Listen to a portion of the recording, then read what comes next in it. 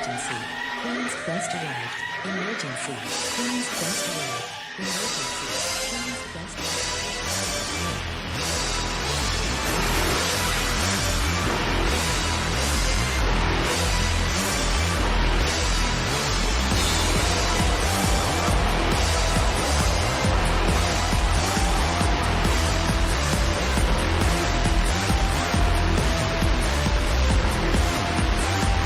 down to the queens. Hello, ladies, gentlemen, and everybody inside and outside of the gender spectrum, and welcome back to Stardom Quest, the best weekly Stardom podcast anywhere in the world. I am, as always, Alex, and I am joined by Dylan. Hi, Dylan.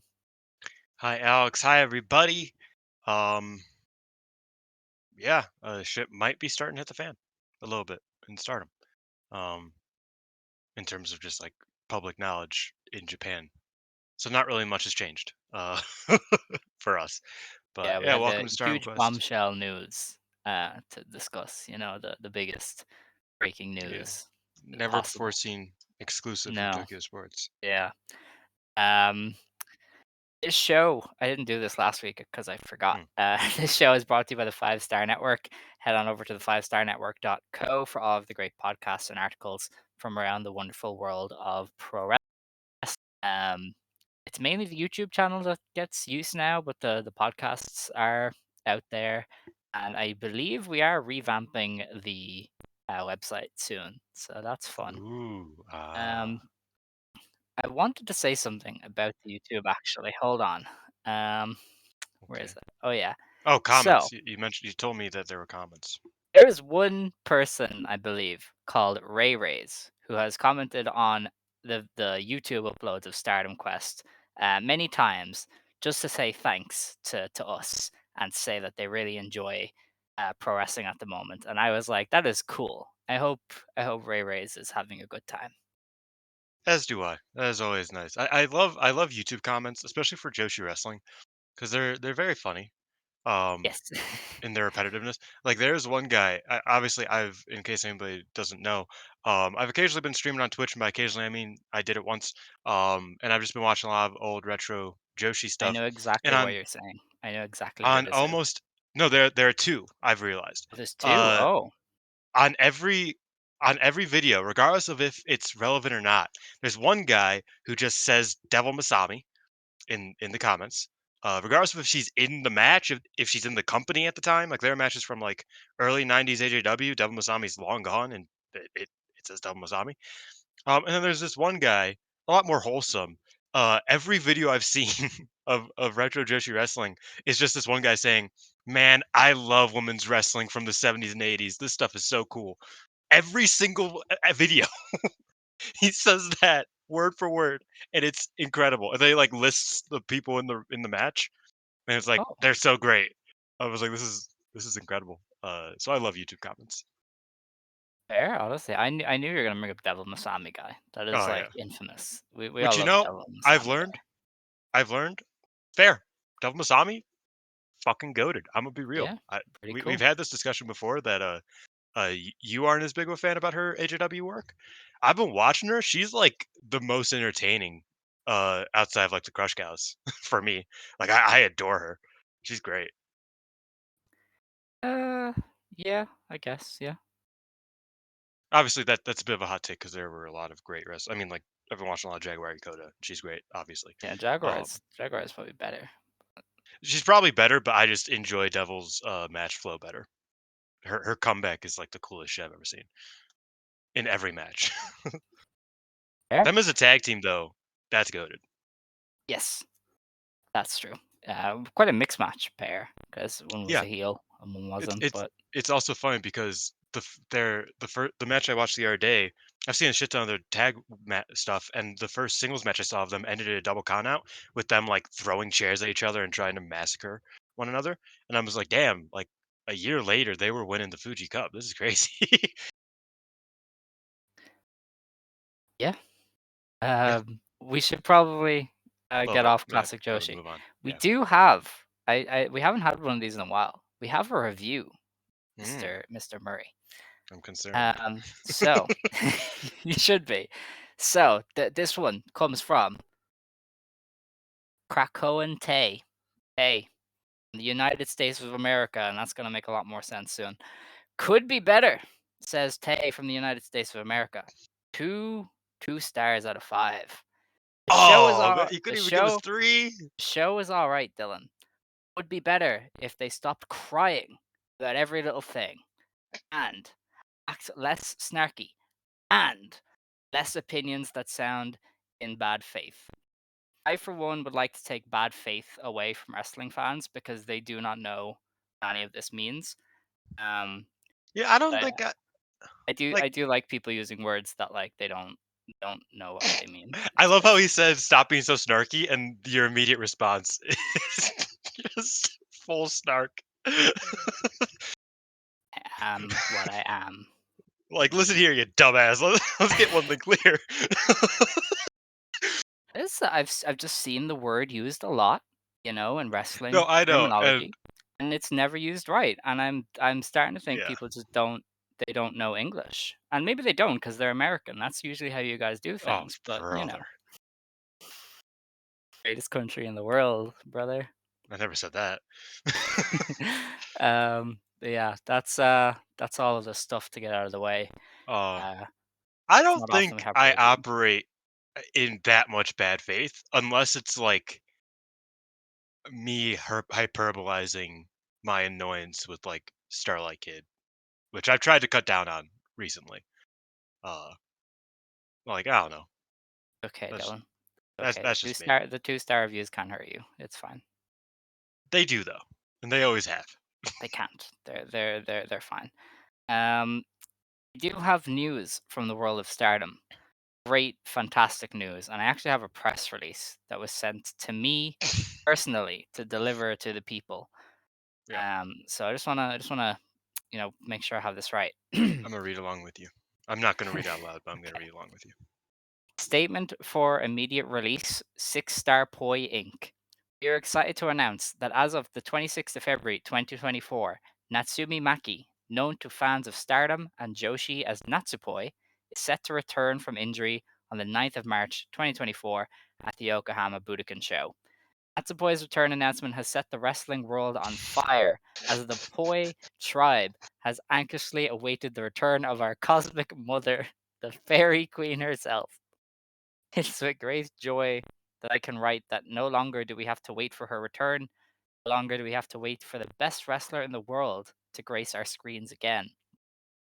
The MVP of Stardom house shows and pay per views is back to bless our lives with invigorating and passionate singles and tags to inspire us with her underdog fire and fighting spirit and to grace us with her presence. We leave you with a message from the United States representative of the Poi tribe, 6-Star. Quote, "We're so fucking back." End quote. Signed, the spectacular 6-Star of the Poi tribe. Oh, spectacular! That's crazy. Oh, I love Six I Star. was told by Six that this is a Spider-Man reference, the Yeah, spectacular the Spider-Man. spectacular. Yeah, Yeah, yeah, that's great. I will say no notes. But I will say MVP of Stardom House shows already returned because Koguma is already back. But everything else, I agree with. I agree with everything else. that's good. Okay. Yeah, Um, love so Six yeah, Star. Natsupoi is back on the Yokohama Budokan show to open the Cinderella. She is not in the Cinderella, so I'd imagine she has a big return tag, probably Meltier versus somebody. Um, Which is weird that she wouldn't get put in the 6 star or the Cinderella. she's a I was thinking she's kind of in 5 star that for the she's kind of in that region of people who are above it a small bit. Um, so you might as well put her in a big spotlight tag. yeah, but I don't know. Like it's interesting. I mean, like, hey, I'm cool with it because that means that like the winner is a lot more unpredictable. Because if Poi was in it, I feel like Poi would win it. Um, Yeah, but yeah, I'm happy that she's back. Obviously, she's cool.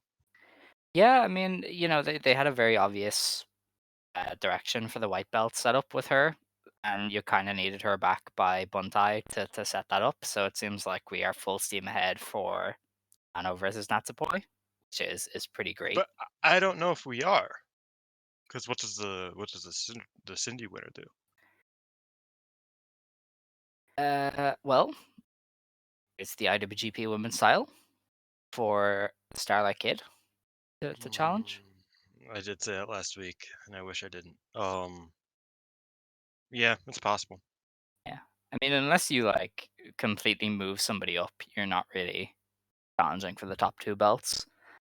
Unless they do move somebody up, but I you mean, know, I think Hanan's still the. We'll talk about it later because we have questions about these actually about the Cinderella and whatnot.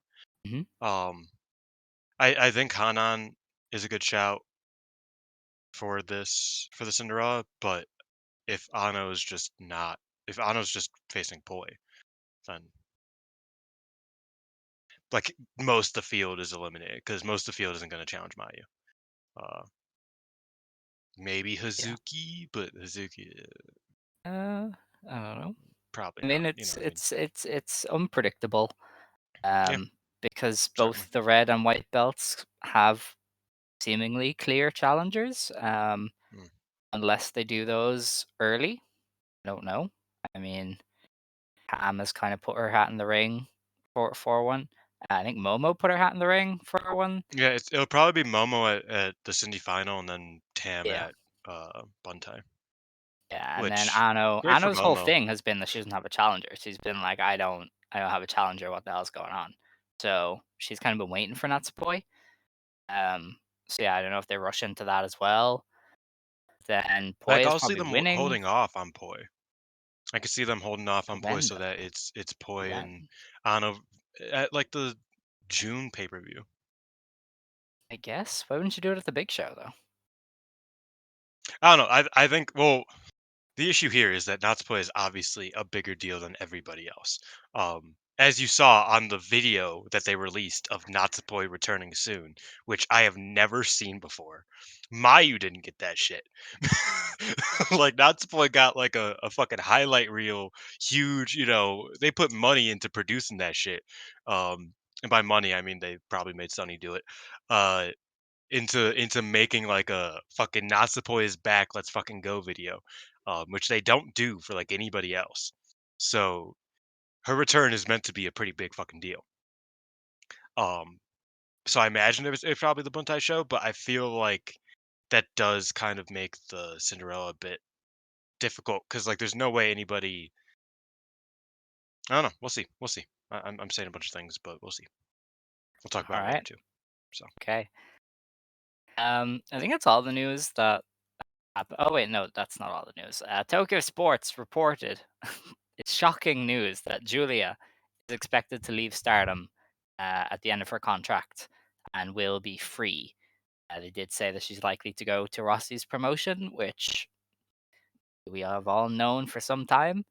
Now it seems to be out there. So yeah, Julia even retweeted it and said "free as a bird." yeah, and that's like the first domino to fall, I guess, because we were all kind of wondering when they'd start to acknowledge that people are going to be leaving. Um, and she was the always going to be the first one to go. She's wanted out for forever now. She was very clearly unhappy with Bushi Road as far back as like autumn. So No, like and a year now, ago. I think her first like fuck this shit was the Yukihi match. I think that like because like the Tokyo Sports said, uh, throughout 2023 she was thinking about leaving, and by the end of the year she was like there was no chance she was fucking staying. mhm. Um, so a big part of it was probably the Yukihi match and getting screwed out of her title match, out of her title win, um, or title just in general. Uh, so yeah, Julia is gone from Stardom officially. Because that's the thing is that it's like we all hear things and we all like know things, but I feel like once it comes from a Tokyo Sports, it's kind of like, yeah, this is like definitely happening. Once it comes from Julia's mouth on Twitter, definitely happening. Yeah, and Stardom's kind of moved. Kind of put her with Suri this coming weekend. So they've been kind of moving her to do all these last hurrahs with people. So, Mhm. I'd imagine they wanted that news out there so they could get a few extra ticket sales. People going, oh, this is my last time to see Julia in Otsu or wherever. So I think that's the big thing is now you get to say, okay, here you show up, buy tickets to see Julia one last time, because she might go to WWE. You don't know. I mean, most people they expect her to go with Rossy, but But even then, Rossy's expected probably to run Tokyo and Osaka the most. yes. So like the Jotsus of the world might not get that opportunity. Yeah, so there's a lot of uncertainty there. So yeah, I could see them wanting that news out there just to promote a few extra tickets for some of the house shows. And obviously, you kind of have Julia go from doing nothing to oh hey, she's going now, so you should probably pay attention. Because she has been kind of spinning her wheels the last month or so. Yeah. Yeah, we'll see. Like, I've gotten, I've talked to people who are like, "Oh, does this mean that there will probably be like more people announcing early?" And probably not. Um, I feel like Julia's so like Julia's was the first name. You know what I mean? Mhm. Um, so it feels like we'll probably still not know much for the coming weeks. Uh, Obviously we might see things that are like, oh, maybe that's indicative. Like I think title changes that happen within the next 30 days will be a bit indicative of what's going on where, right? Uh, because I don't think any of the titles have changed hands, have they? Since uh, No, not yet. No. and we still know, like Okada literally said that there are champions who are leaving. I don't think he just means Julia. Uh, for one, he said plural, and two, that would just be you know I don't think that's how that works. So we'll see with title changes and whatnot. But I feel like Julia is a very specific case where they could just be like, oh, well, she might be going to WWE. She might not even be staying in Japan. She might be doing an Okada. And that's easy to kind of cover for if you're Stardom. It's not as easy if, six other people are leaving to be like, oh, well, she's doing something. She's also doing something. And yeah. With Julia, there's kind of an excuse of like, well, she's probably fucking leaving the country by the end of the year, so who gives a fuck? Oh, yeah, I guess. And also, I mean, I feel like they know her stuff leaked basically to Dave and stuff, so they were like, Mm. we might as well get ahead of it. Whereas, as I'm aware, no other names have leaked to Dave yet, or he hasn't reported on them. I'm sure he's He heard, hasn't reported but on he them. He hasn't he reported said on them. he knows names. He just hasn't reported on them yet. Now we know he knows names because Sonny has hinted at them on the boards.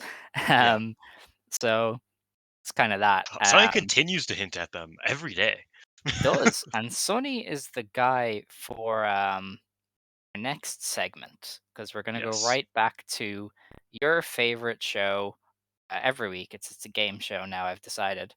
We're gonna play RossyWatch. So, Woo! Rossy do you Watch want do you want to 2024. lead? Do you want to lead with the RossyWatch of him on the token show thing? It was funny. Um. Oh yeah. So so as I said last week, Rossi pretended to be in New York. Um.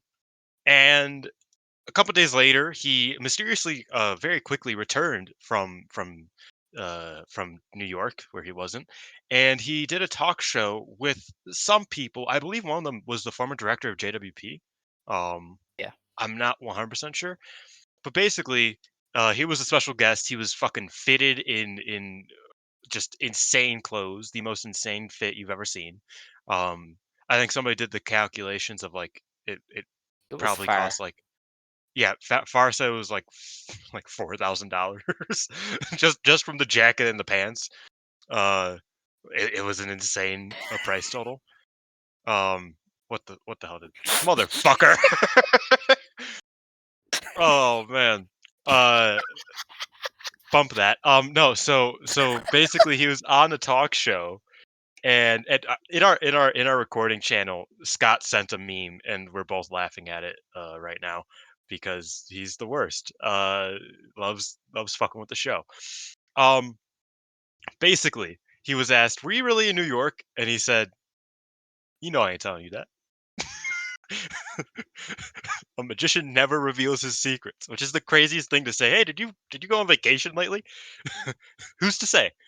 Like, I need to. When somebody starts asking me if I have done anything or done something, I'm just gonna start saying, "Who's to say?" That's that's that's my information. But Yeah. yeah, that was Um, the first part of RossyWatch. He returned, quote unquote returned, uh, and he said, I laugh sometimes, and I think that's really funny.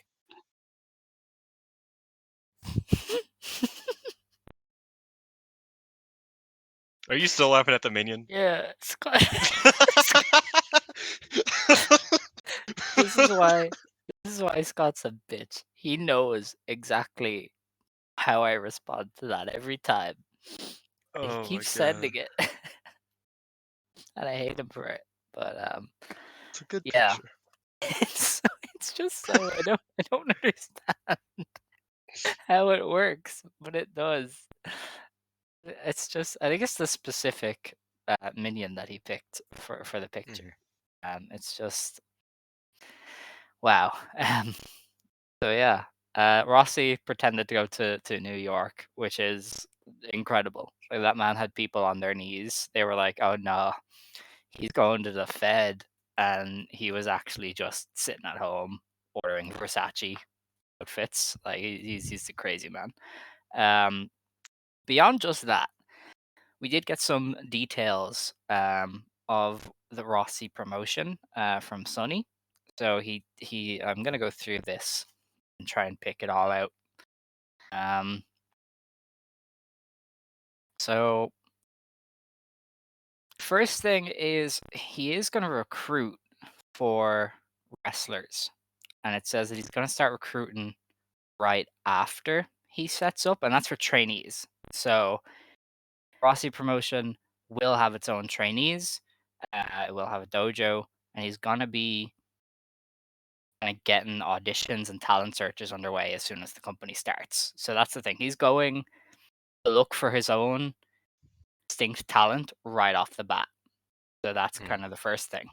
So Stardom, and for everybody else, that's another company vying for young women to train, which is it's already a market that's really not Dried that up right deep. now. Yeah. I mean, NJPW has really turned to like part-time idols in some degrees recently. Marvelous has like one trainee over the past 3 years. Uh, Seedling has two currently, and that's it. Uh, Diana has loads, but I don't know how they get that. And obviously Sendai is different because they kind of out of the way and they train up local Well, people.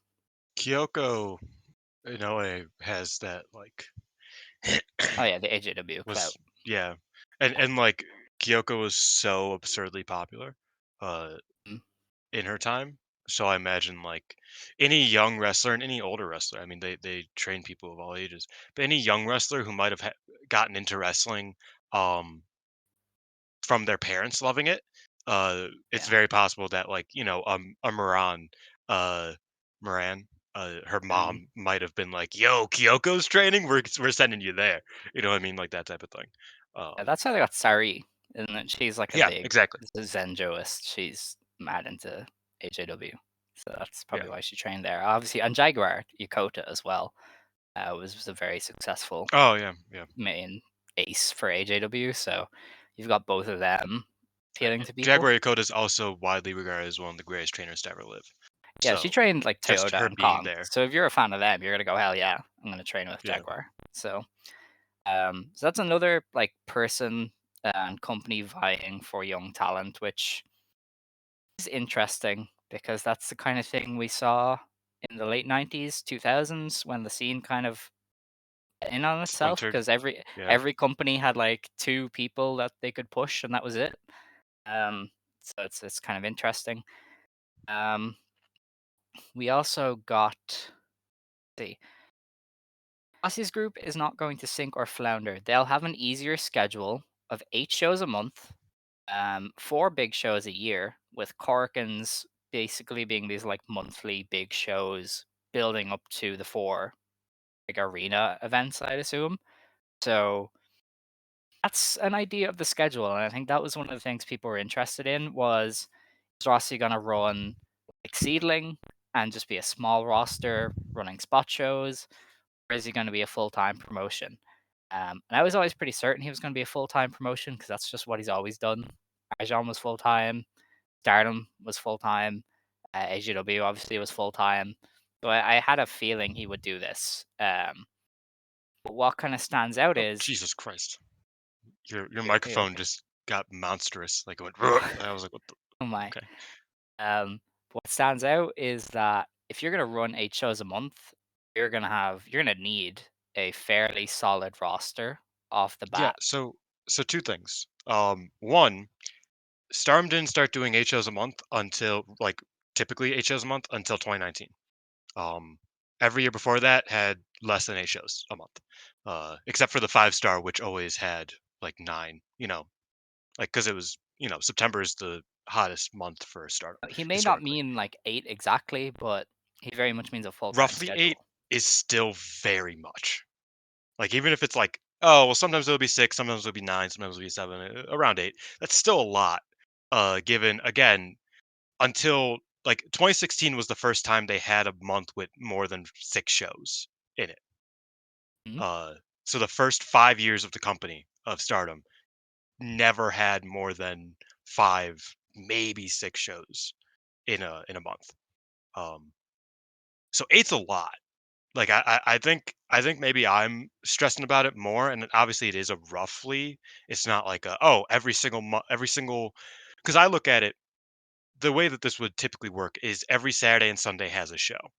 That's how 8 Mhm. shows a month typically work. Obviously, they could do like midweek shows, especially for Corkins. They could skip a weekend here and there, whatever. So they could have like a midweek tour or something. But it basically means every weekend. Issue with that is that immediately makes Rossy um, way more difficult to work with as a promotion, which I think he kind of needs to start. Um, Well, I don't know, because that's one thing that Sonny did say is that between freelancers, partnerships, and the people that he's going to have, that'll be his roster. And mhm. I think you need like maybe 12 to 20 people to run that schedule, and you'll be fine. And Yeah, I feel like he's going to get 12 at the very least, very easily. Um, I would imagine he asks Nagayo for help. He might lean on that. He might ask Wave for help. He might ask Diana. No. the funny thing about So Wave is that like Rossy and Gami are close. Like they're cool. Maybe not close. They're cool. I'm pretty sure Yumioka fucking hates him. So probably. it's like Wave is always kind of like a question mark when it comes to Stardom. Um, but yeah, I mean you're right, but also, and we actually had this argument the other day, Yeah. early in the morning. That's like I wonder what some of these freelancers, how some of these freelancers will feel. Oz Academy freelancers, for example. Oz runs pretty frequently. Um, They so don't. some Don't they run like once a month, they run more than once a month. maybe twice. I'm about to relatively frequently. Where the fuck is the man? I'm on Cage Match trying to talk through it. You know what I mean? Oh Jesus, they do not run that often. I See, I feel like there's told you. always an Oz show on. That's crazy. Ah, Um, no, then yeah, I guess it's fine. But the thing is, what I was trying to get at is that somebody who is faithful to Seedling, somebody who's faithful to in Itsuki Aoki, right? I'm not saying that's somebody that Rossy would be going for necessarily, but Itsuki Aoki is a busy wrestler. Um, so for her to make sense in working Stardom, she would have to give up on like half of the company she works for. And I don't know if somebody, I get maybe like dropping one company, but like some of these freelancers are fucking busy. 8 shows a month is a lot. yeah, To be but they don't relying on all have to be on freelancers. every show. I mean, some No, I weekends agree. people are going to be free. No. Yeah. No, you're right. Um, Atsuki Aoki worked 14 matches in January. Supposedly, you can do 3 Rossy dates on top of that, as an example. No, you can do 3 or 4 Rossy dates on top of that. And I would imagine he does have that flexibility to things. He's going to have his core roster, but there's obviously going to be a lot of people who kind of fluctuate in and out. Um, so I feel like he'll be fine. and we'll just get I think he'll be rotating fine. cast I of just think people, that which will it be might be a bit interesting. messy. Um, Maybe at the start, but if he's recruiting talent and there's gonna be more jumps, he'll fill the gaps pretty quickly, I'd imagine. I would hope so. He also has legends from the sounds of it. Like it Yeah, seems like he will be uh using some people in that sense. We've been talking about potentially Momoe Nakanishi coming back for a run because you know her and Rossy are close. I Obviously, mean, she I did mean, a mini thing last year, yeah, she did the and Nana Momo stuff. the thing is that her husband also works for Bushiroad, works for Stardom. Oh, I didn't Um, know that. he's the commentator, Koto. No way. I've told you this a million times. Yeah, her name is It's a what? Momoe Oe, Oh, and I don't. her Yeah, husband I'm confused. Sorry. is uh, is the kickboxer turned wrestling commentator. Uh, he was a UWF guy, but anyway, so that does kind of like give me a little. But at the same time, she's there are wrestlers like that I'm sure that he could use. Mhm. That will fill out the cards. Again, I think 8 is just a high number for a monthly thing because, like, again, uh, hold on, Well, how many let me people just work nomads? And I mean, those people there's aren't like booked and 4. busy. There's more Uh, than 4 people on oh, nomad shows. work nomads or run nomads. Nomads. I mean, some of those folks were not booked and busy. Yeah, no, well, I have a feeling that the Mayu clan is not going to be working Rossi Promotions. Just a hunch. No, but you might have Natsu and friends to some degree. Miyuki Takase. Yeah.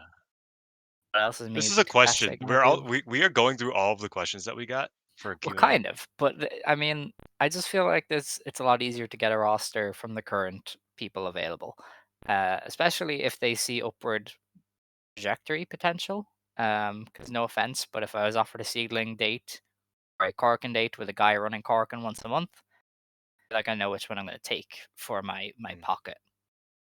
So looking at now, the most similar schedule I would imagine to what Rossi sounds like he'll be running is the 2021 Stardom schedule, Hmm? uh, which ran 101 matches. Te- Theoretically, again, if this is all standard, 8 shows every single month plus 4 big shows, and that's obviously like they might replace a big show with a whatever. Uh, that would be 100 shows in a year, and 2021 was 101 shows in a year. So if anybody remembers the 2021 schedule, it wasn't as bad as the 2022 and 2023 schedules, but that's just a thought to think about. It's How not many like people old are on the Stardom. roster for that 2021 In schedule? 2021, let me think. Take a look at a They s- card and just they still had how B many people Priestley are and on it. Konami.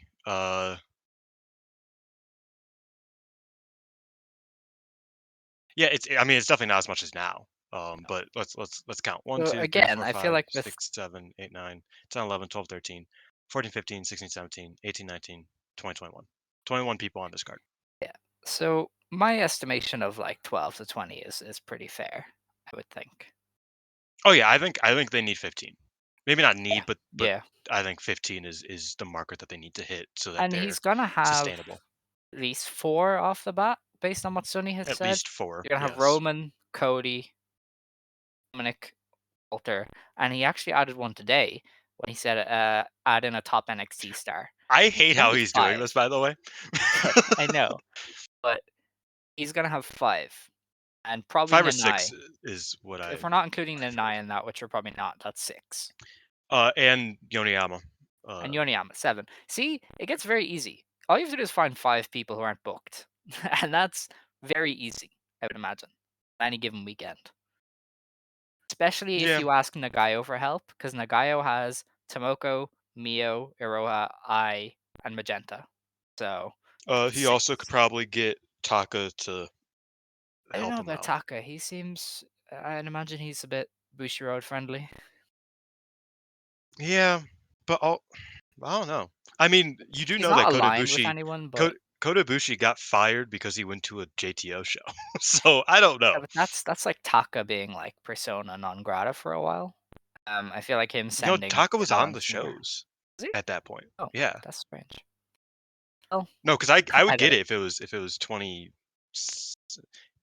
Yeah, wait, did Taka ever really take? He took like a 6 month break or something after that. Yeah, something like Um, that.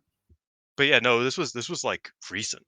Like this was like late Suzuki Gun days Taka, Maybe he is where like in a Manasseh and friends as well. Ganjo is no longer yeah, part of Cyberfight. yeah, that's true. So you might have Manasseh. I think Yuri Yuri, stayed, didn't she? Yuri did stay. Yuri's the Yuri big one that stayed. stayed. Riara left. Riara is a very Rossy wrestler, but she has her cabaret jobs, Xavier was saying, so she would be part time. But To be fair, I imagine a lot, maybe not most, but a lot of wrestlers would be more part time. yeah, Um, maybe a well, Riara, somebody like that. So yeah, I don't. I I mean, feel like he could fill it's it out it's with. possible Chan Yoda goes with Rossy, Hmm, because Nanai is close with the PPP Tokyo people. yeah, but I think Nanai works like every Chanyoda day with there. PPP gets to balance all her stuff because she's a martial artist as Well, well who shoot well, fights. again, I more so mean like appearances, like not so much working full Yes, time. I guess that's true. That's a good. That's a good Because I point. mean, we also are working on the assumption that my Sakurai is the Dominic of this all, um, and she's So my going with Sakurai and Rossy. Chanyoda. Yeah, Yeah, exactly. So we'll see. we've filled this roster very quickly. This is definitely And this isn't a even like looking at prominence as a conglomerate. yeah, This or isn't and looking at he's definitely colors offering or he's definitely anything. offering bags to people who will jump at the Good site. wrestlers at least, So yeah. there's going to be somebody there's going to be a surprise or two at least that he gets. You know, let's not forget this is a man who, when he started Stardom, got Miho Wakazawa out of retirement just It's true. because. So he could do shit, all right. And Arjion was a collection of very random names when you look back at it. This guy had And Kandi Okatsu as like a main pillar. it's like Uh, the first young star he was pushing. yeah, Um, so he can and do it. like looking at you're right because that Arjan roster was very messy just in theory, but like it worked in terms of just like like flow of a roster. It worked super well. Like how does Reggie Bennett and Kenny Okusu kill it? Like how is that just a thing that just like who the fuck comes up with that? You know what I mean? But they did. Yeah, Um, you know, they did say he has foreigners as well, so that's yes, more five people to add to the foreigners. pile. Yeah, Um, I mean he'll probably be fine. Looking at when you put the so numbers in like that. I think the good thing I hear is that he's going to have a regular schedule. And it's all going to be easily accessed, Sonny says. Hmm. So I assume that means if not live, then close to live. But they will have a new, I would imagine, VOD Which service that isn't going to I be Stardom World, which is no. very suboptimal. Yeah, that's what Sonny said is that Stardom is trying to do live shows because it sounded like because Rossy is might be planning to do live shows. Yeah, there's Um, going to be a lot of basically, competition here yeah, between basically people. he said that they're trying to get ahead of the curve and be Mhm. like, okay, uh, Rossy promotions are going to have a lot better production than we are, just in terms of like getting shit out, whether it's VOD, quicker VODs or live shows or whatever. So we need to get better. Which usually the industry leader does not feel the need to get better that like concernedly unless there is reasonable suspicion that he will be doing something big. He'll be Mm, doing something like noteworthy and good as a secondary promotion. So because I mean look, definitely. think about it like this, they did not respond to TJPW doing all their shows live for that time period. I know TJPW stopped since then. They have plenty of VOD shows, but TGPW was doing live streams for all of their shows for a while, and Stardom was like, "Yeah, we don't give a fuck. Why should we care?"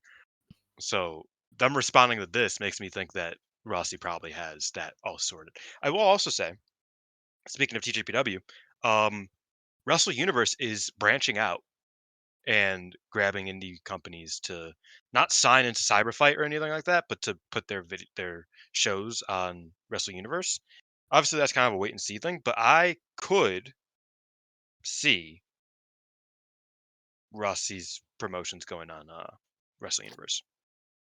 Um, I don't think maybe. it'll happen, but I could see it happening. You know, Yeah, like I could see that being a thing. 'Cause Wrestle they have Universe is the always wanted a best women's subscription service. promotion. They have like Two now. notoriously wanted a women's promotion that's different from TJPW, like But they have Sendai Takagi. now. Yes, but I doubt that'll be live. I highly doubt Oh, it that. won't be live. It'll be immediate And bots. That's I'm what they said. also very unsure Sendai keeps it up because Sendai has had like 3 agreements like this before and dropped all of them. Yeah, So that's true. I would be very interested I in mean, doesn't how Dash Sendai does that. edit all the shows? Well, everybody has Uncle's probably agreed. busy. Everybody has just decided that it's Dash. I don't know who does it, but everybody has decided it's Dash. So yeah. But one thing actually that Velke brought up to me is there was a Japanese fan who said something along the lines of, Riko Kaiju is on like this hiatus. She's not retired. Maybe she's somebody to keep an eye on. And I do wonder if people like that would also be part of Rossy's thing. Um, but Yeah. that is largely enough speculation about Rossy's thing. I just wanted to focus on the schedule and Mm. how But I will I say, feel in like you regards need a to that, 12 to 20 people person roster to run that schedule. So I would in regards imagine to that, that's how many people he has. I think that might fuck up uh a lot of freelancers. Like I feel like that would make an enemy out of Seedling. Um, Well, immediately. if Rika was going to retire anyway and said I will not retire, but I want to go to Rossy's thing, I don't know what else you can do. There could be like an agreement there. Yeah, you're right. Yeah, Um, like Joshi politics is insane. Sari went on it loan for is. like 6 months at one point. Like, let's not forget this. She left Diana, went to Seedling, said "fuck this," and went back to Diana. Like Joshi is a very weird spot.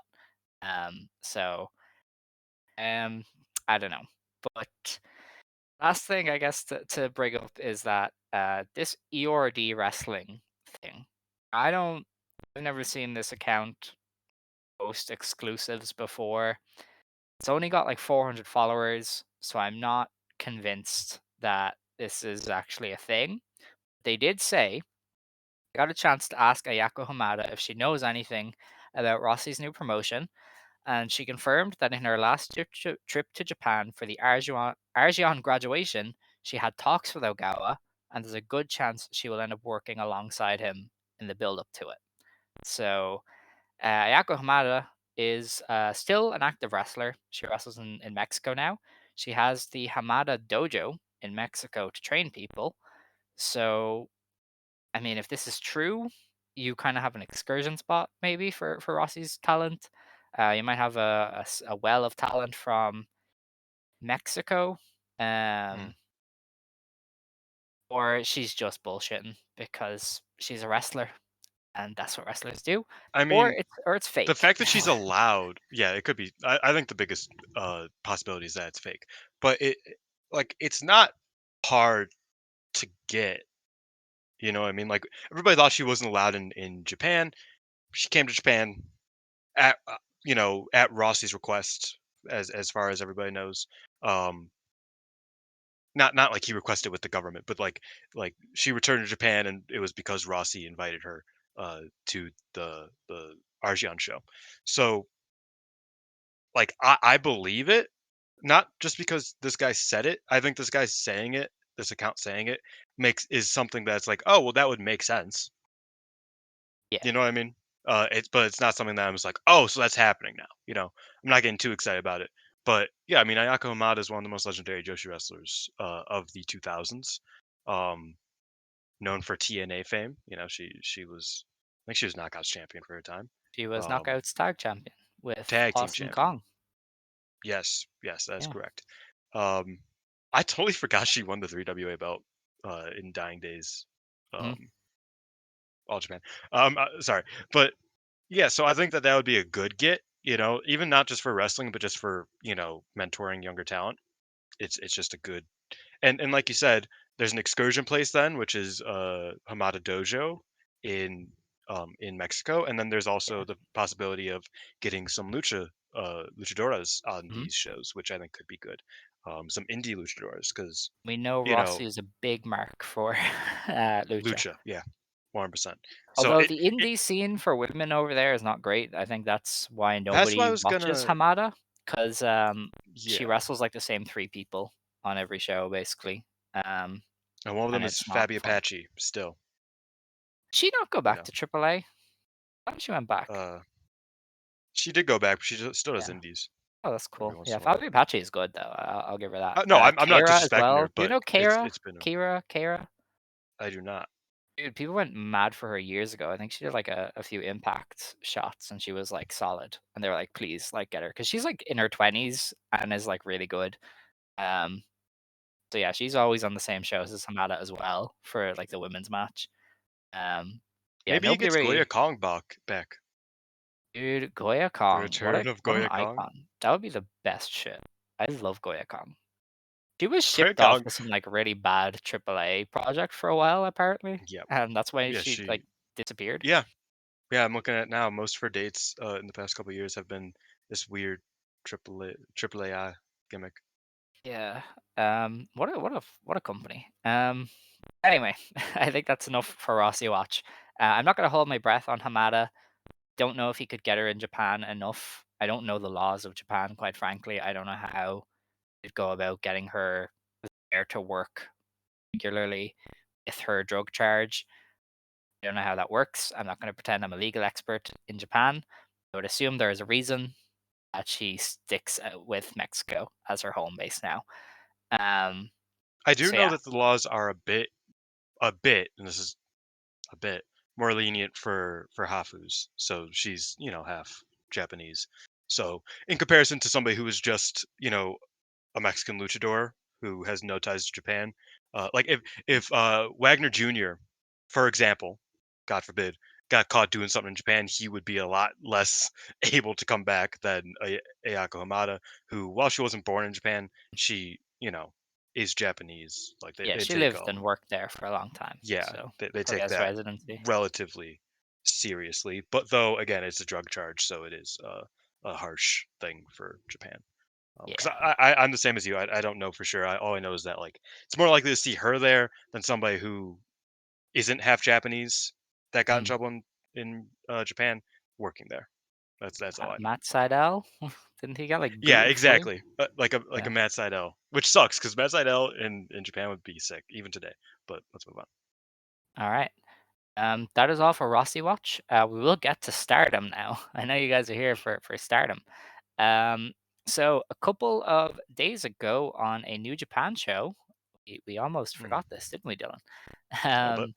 At New Beginning in Sapporo, Mayu Iwatani retained the IWGP Women's Championship against Mina Shirakawa.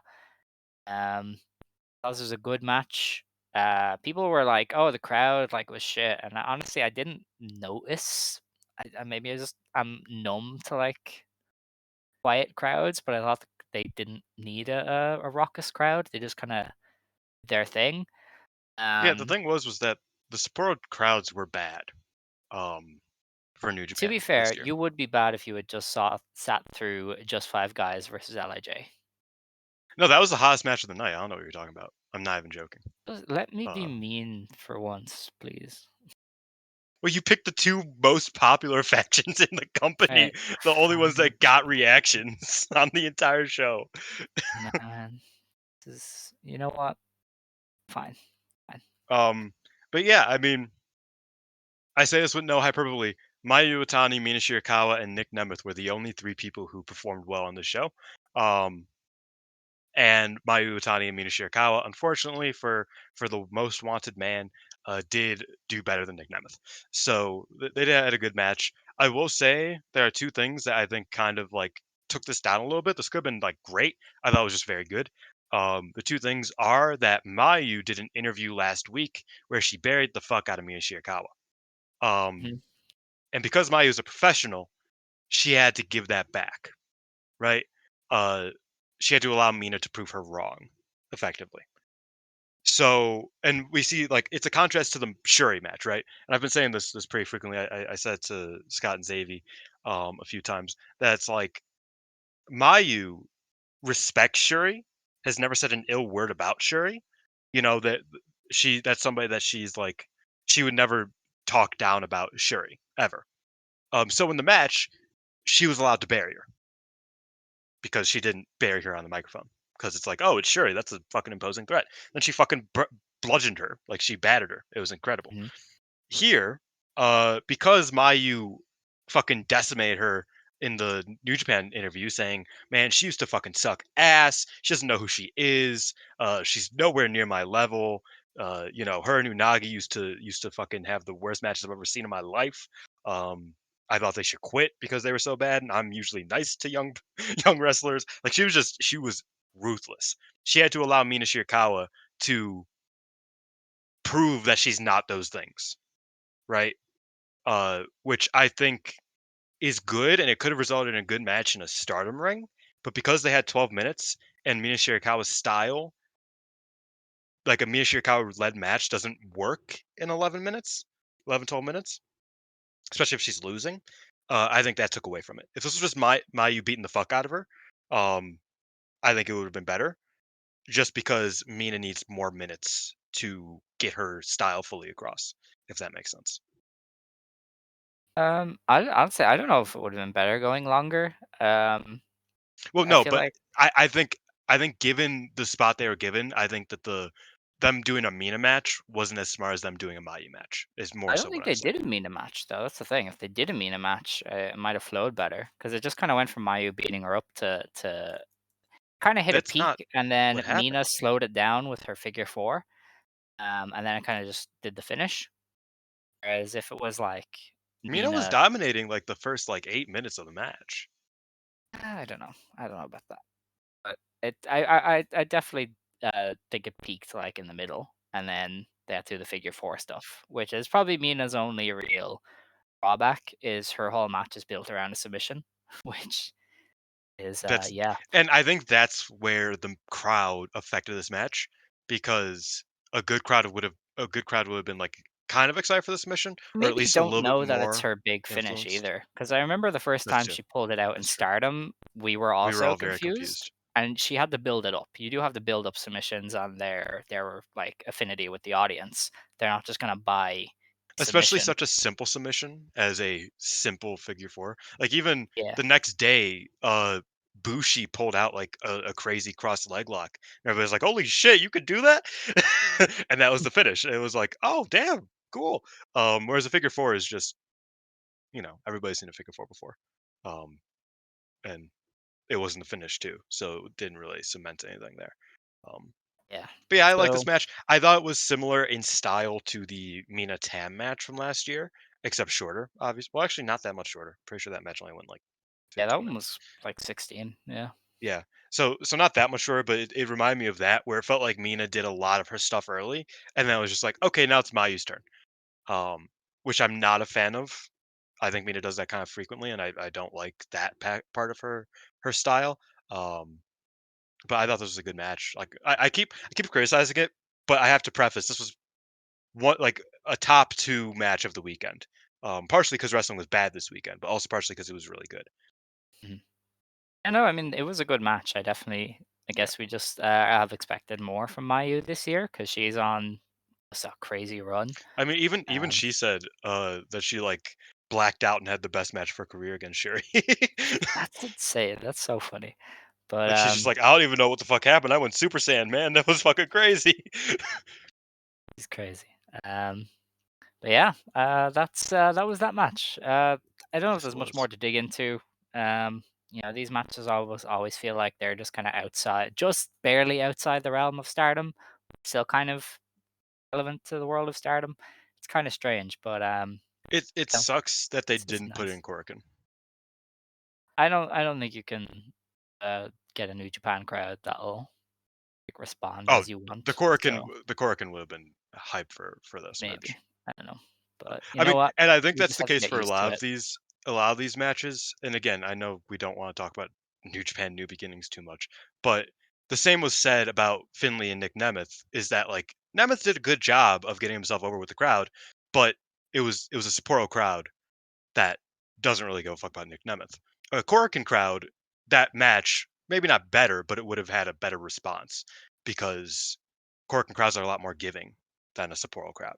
You know what I mean? And I think that's where I'm at with Mayu Mina in a way, is that um, even just a crowd closer to Tokyo would have probably been more forgiving. I mean, look at the Mercedes triple threat match last year at Ryogoku. Um, the crowd got into that pretty quickly, in fact. Uh, whereas it's just a matter of Sapporo's a harder crowd to pop.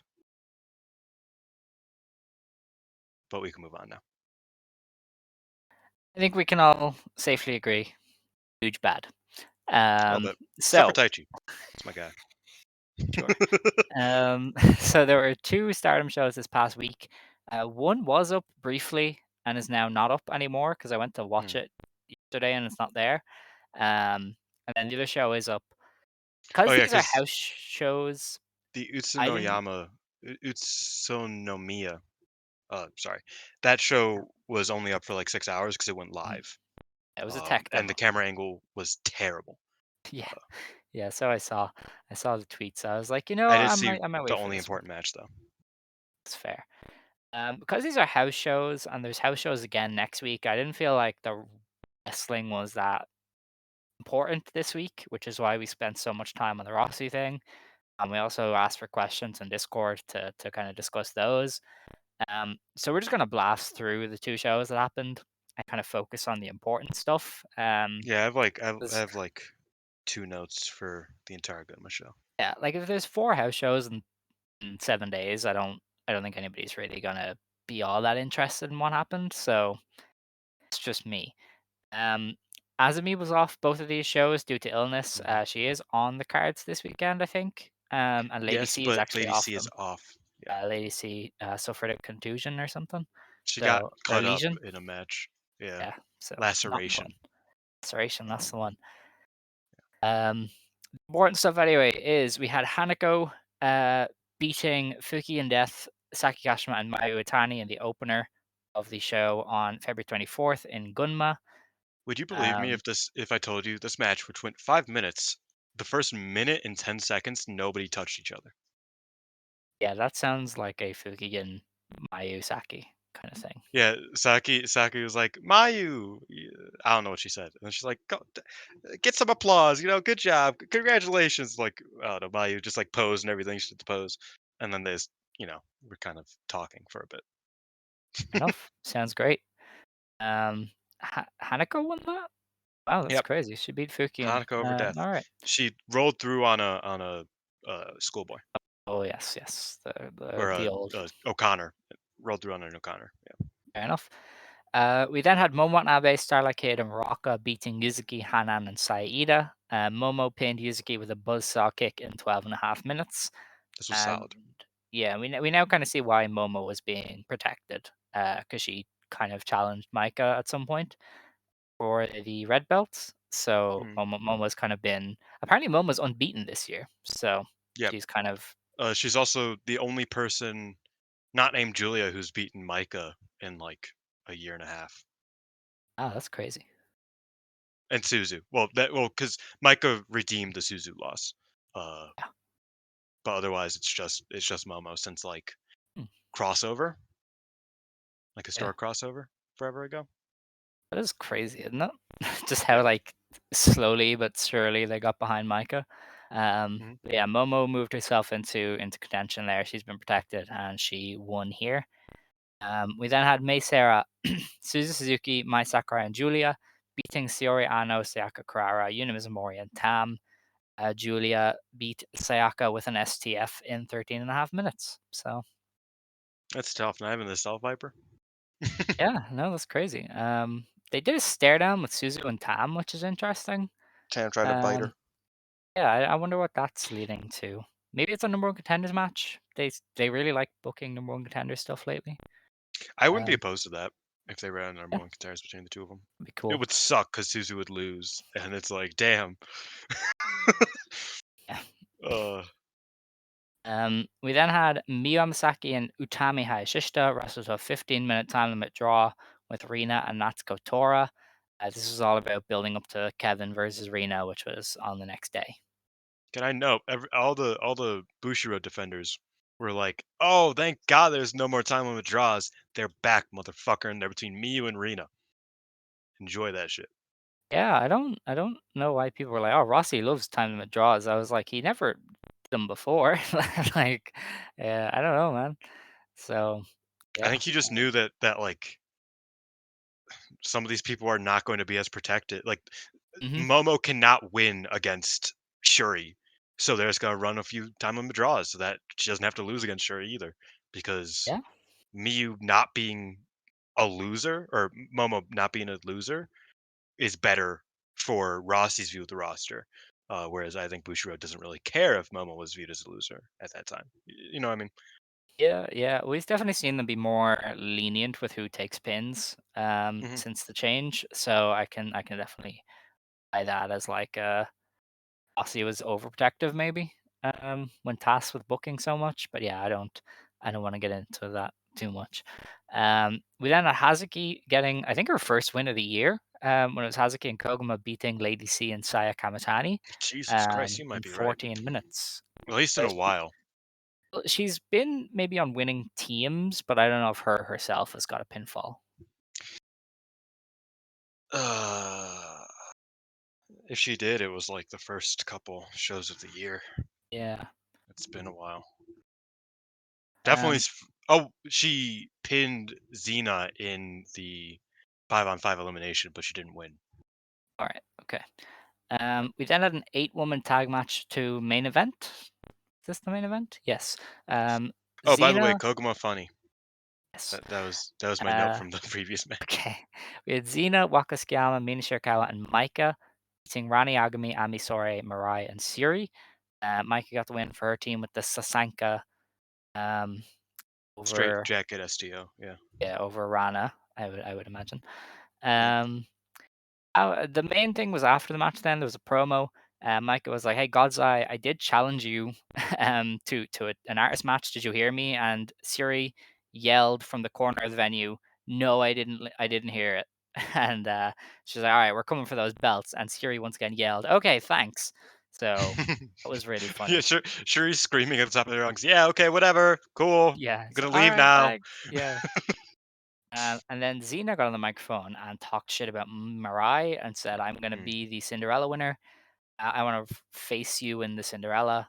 So I guess they're giving away there that this will be either an early round match or like a semi-final between Xena and Mirai. Yeah. So they said this on the presser that Xena was the one thing outside of winning the Cinderella she wanted to do was beat Mirai. We do have the bracket actually. I forgot we had the bracket, so I could just Wait, check they that. created a bracket? They did that? I thought they did. Did they not? I didn't think so. There was a Oh, New okay. Japan Cup bracket, but not a Stardom Yeah, because I was bracket yet. like, I wonder when they're gonna meet, but yeah, I didn't think they had said that. They just did the seeding. I remember now. Okay. False alarm. But yeah, they have set up here Xena versus Mirai in some fashion, so that'll be interesting to see when they do it. Um, yeah, that was it really. The Mirai, sorry, the Micah Mina part of the promo was good. I think Micah's promos improved a lot. She Micah definitely actually carries herself with a lot of Micah did the aura. old Kagetsu call and response, like word for word. Yeah, And I was like, "Oh, that's dope. I like that." It's a like pretty when she was simple like, call and response, but I was like, "Oh shit, she did it like exactly." yeah. Did like when she was like, "Hey, Mina, how are you doing after losing?" And Mina was like, "I didn't get sleep, but I'm all right." I thought that was neat. You think one loss could take me down? And Micah's like, "I mean, she did kind of Yeah. she kind of fuck you up, but like, you know." And that was kind of it. That was a nice promo. Again, Micah's really carrying herself well in these promos, I find. Yeah. Um, that's really all you need. The next show then was on February 25th. This is in Utsunomiya. They actually had sold out 464 people at the Light Cube for this one. Mm. Um, as you said, this was briefly on YouTube as a tech demo with a camera that was not zoomed in. Apparently, a Japanese fan sent a photo that it was an iPhone recording it. So, Yes. quite No wonder it the was in 720p. yeah, quite the strange setup there. So I didn't get to watch any of this because it was taken down beforehand, but you have seen it. So I saw the Um, first match and the title match. First match I watched and I was like, I can't do this. that's fair. Yeah. Okay. So we had Ami Sourei beating Rana Yagami in 7 minutes with a brainbuster. Suzu Suzuki beat Sayaka Kurara with a buzzsaw kick in just under 8 minutes. Koguma, Hazuki, and Yuzuki beat Mirai, Saki Kashima, and Siri in 10.5 minutes when Koguma rolled up Mirai with the 120% schoolboy. After this, That's this the Kuma Stars roll. Yeah. trio specifically requested an artist match. So God's Eye haven't even defended against Enex's V, and they already have other challengers, which is I'm into it. Get multiple Yeah. teams lined up. Let's go. Let's get those belts defended. I'm also happy for Um, Koguma getting that win over Mirai. That's huge. yeah, Koguma, the Cinderella run She is on. yes, she redeemed her Cinderella loss 2 years ago. Uh, she's gonna win Cinderella. She's She gonna win the should. white belt. The bear's Um, gonna wear the dress. yeah, Koguma versus Natsupoi at Buntai. Who says no? Not me. I We mean, then you'd have had to get the belt off of Ano very quickly, but Ano and Natsupoi she Cinderella the final. Cinderella It's final. fine. Okay. Yeah, yeah. Mei Sarah, Mai Sakurai, and Julia beating Lady C, Sayaka Matani, Udutami, Hayashishita. Mei Sarah got the win for her team over Lady C. Xena got another win when it was her, Hanako, Waka, Mina, and Maika beating Momo Watanabe, Starlight Kid, Fukigen Death, Ruaka, and Natsuko Tora. Xena won with Thunderstruck in 12 minutes. On You can Death really Clown. tell where Kaori is going Yeah. after the split because they protected her a lot, and now she's dropping falls to Hanako and Oh, Xena. also, how you feel about Julia's new look? Julia's hair. It is I think it looks fantastic. sick. I love It's it. awesome. Yeah, I'm she's like, great. yeah. Like, there's that one picture that was going around and went like viral. I'm just like, this is this woman. That's fair. Jesus. Yeah, Um, that was the. we then had a future Stardom Championship match. Rina beat Miyu Amasaki to retain the title in 11 minutes with the hydrangea submission. I don't know if it was Ow. because I'd watched a lot of bad wrestling this weekend, but this was like really fucking good. Like this was like way better than I expected it to be because Rina didn't dwell on her limb work early that she does sometimes. That kind of was like, you know, I think she oftentimes struggles with the first like formative minutes of the match in these future defenses, but this match didn't have that, so it just was kind of straight from the go. And yeah, I just thought it was really fucking good. I was really happy with it. Sick. Miyu did Okay. great. Miyu has obviously been like doing great work, period, lately. Um, but I think this was probably one of, if not Rina's best defense to date. It was definitely up there with the Azusa and the Yuzuki ones, Wow. and not down Okay. there with the Hanako Waka ones. All right. Okay. I like it. Well, Kevin is good. I think we can all. Kevin is good, yes. Yeah, we can all settle on that. Kevin is good. So yeah, And I'm looking forward to I watched this zoomed in on my phone, zoomed into the YouTube video on my phone. So imagine how it's gonna that. be Crazy. when it's like you can actually see the moves happening. Oh my God, West Coast Pro, you absolute beasts. They got you for a show. I love that. You versus Trish Adora? I like it. Okay. Oh, that sounds The that's top cooking. reply is a bot. And honestly, I too would have pussy in bio for you versus Trish Adora. Jesus So Christ. those bots are something else, I tell you. Yeah, her main event was Hanan, Ida, and Mayu beating Ano, Yuna Mizumori, and Tam Nakano. Hanan got the win for her team with a backdrop hold. Hanan is definitely either like Oh, you forgot something. did, but I will Re go back to that in a sec. yeah, we'll Hanan talk is about it later. definitely either winning the Cinderella or runner up to the Cinderella. There is no Yeah. way she's getting all this momentum for nothing. Um, she's gotta be in the semis. She's going to the final day, obviously. Yeah, Um, sure. it's just a matter of like how this. I really wished I was hoping the brackets would come out today or yesterday, but they didn't. Yeah. So I guess we'll just have to talk about them next week. Uh, because yeah, I mean, it depends on like who's bracketed where. Um, yeah, but I imagine she's semifinalist or finalist or winner.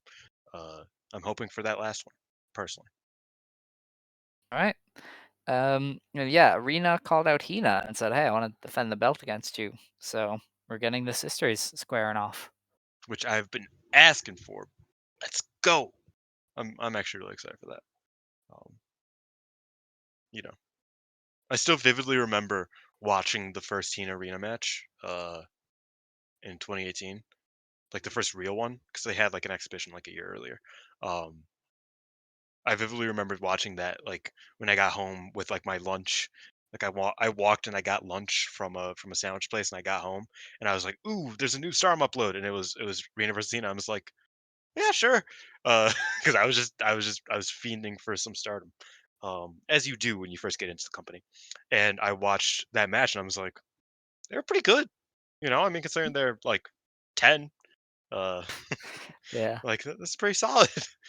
So yeah, I'm really happy that they're finally having a title match. Years later, 6 years later now. Because it's a question we'll talk about later about Hina. But yeah, I'm just really happy that they're doing that, and I'm happy that Mm. Hina's recovered quickly. Oh Seemingly, yeah. I forgot she was out with a she like collarbone thing. broke her collarbone or Yeah. something. I would imagine that match is on the Cinderella opener or maybe the Cinderella final if they Uh, want. depends They on are putting that sort of stuff on the pay-per-views now. yes, but it depends on if they have a Tochigi date next month, which it looks like they do not. They might just So do yeah, it at a probably. big-ish venue either. I don't know. They do space out some of these title matches now, so maybe, possibly. Yeah, we'll see. That was all from that show. I don't think anything was said after the main event that I took note of, unless you saw something in the backstage comments or something. No. No? All right.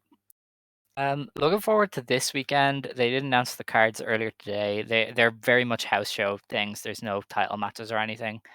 I think Rana is getting another God's Eye singles match, which is kind of interesting. She's like running the gauntlet of her own faction. Um, is maybe to like build her up for a challenge or something.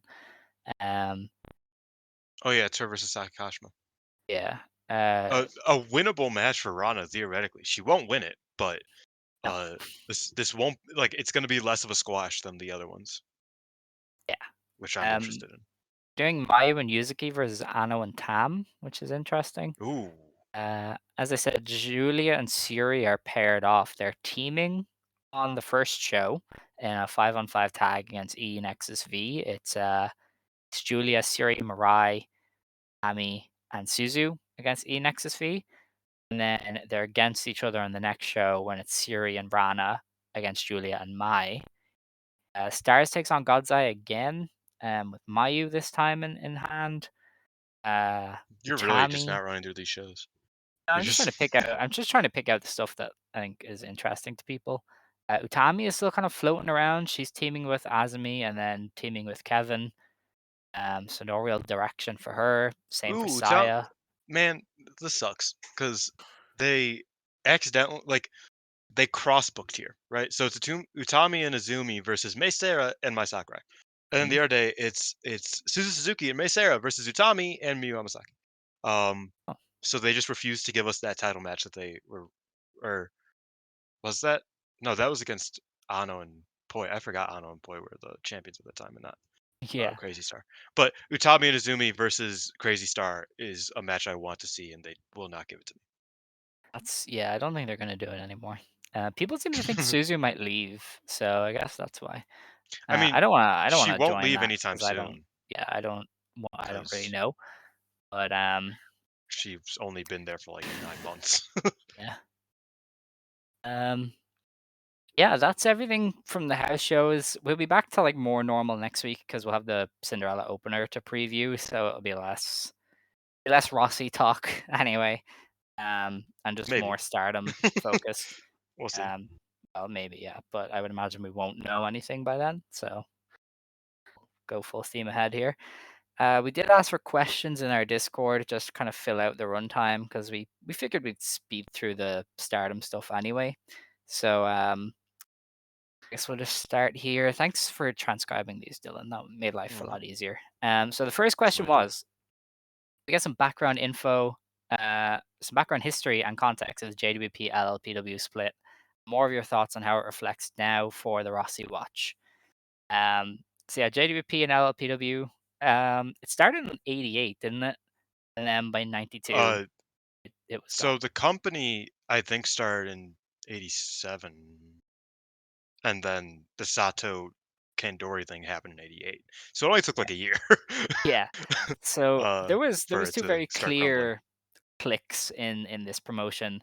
The LLPW side with Kandori and Rumi Kazama mainly who thought that they were real fighters, who thought they were shoot fighters and they were real and they weren't that fake wrestling shit.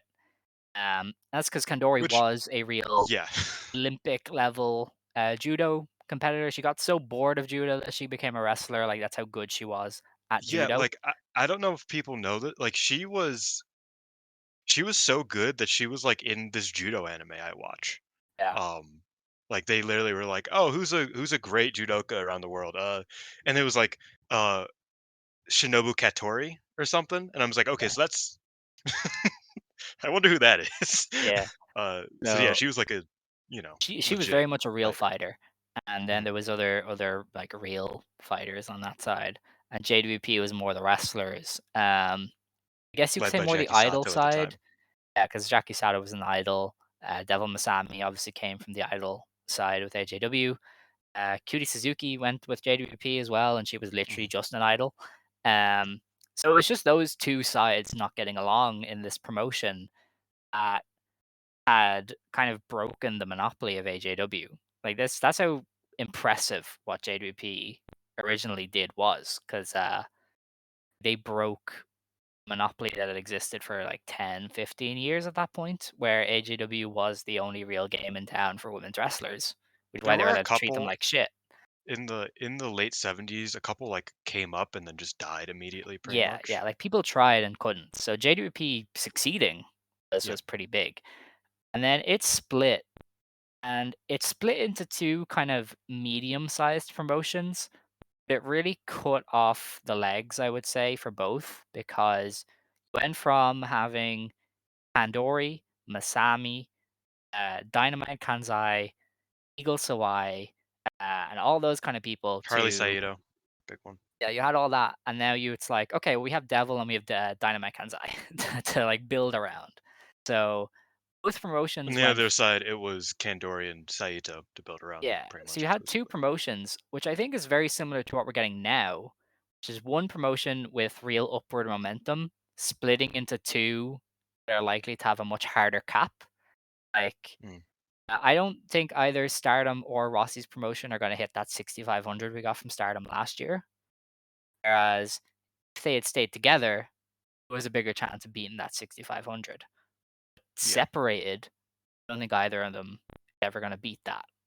So think that's what you're getting now, and that happened with JWP and LLPW. They ran into the wall, and they worked with AJW, and it was like, "Okay, we'll elevate Dynamite Kanzai because we like Dynamite Kanzai, but you don't have any bargaining power here. We are not protecting Mayu Anybody else? Miyazaki or anybody." And the same went to LLPW. It's okay. We'll protect Kandori. We like Kandori.